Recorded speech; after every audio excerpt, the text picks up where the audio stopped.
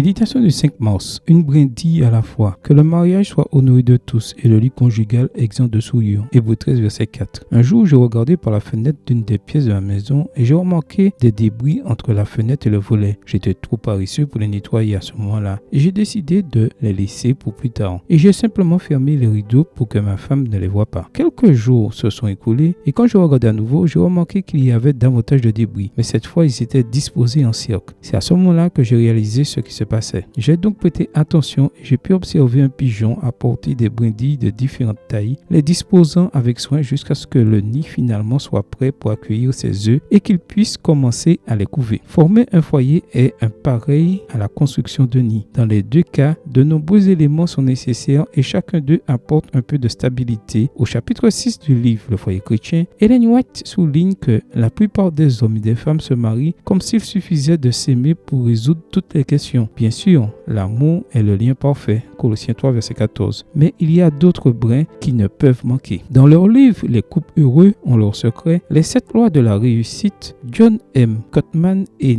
Nan Silver soulignent 7 principes qui ne devraient pas manquer dans ta relation. Premièrement, connaître intimement le monde de ton ou ta partenaire. Deuxièmement, cultiver l'affection et l'admiration. Troisièmement, vous rapprocher l'un de l'autre. Quatrièmement, laisser ton ou ta partenaire t'influencer. Cinquièmement, résoudre des problèmes solubles. Sixièmement, sortir de la stagnation. Et septièmement, créer un sens de transcendance. Tout comme la colombe a besoin de plusieurs jours pour disposer les branches qui serviront à son nid, un foyer stable demande du temps et beaucoup de prières. Ce n'est pas une décision qui doit être prise à la légère. Si tu n'es pas encore marié et envisage de fonder un foyer prochainement, je t'invite à chercher la direction de Dieu, à prendre ton temps et comme la colombe, à créer un foyer stable et durable. Une brindille à la fois. Amen. Bonne journée à toi et que le Seigneur te bénisse.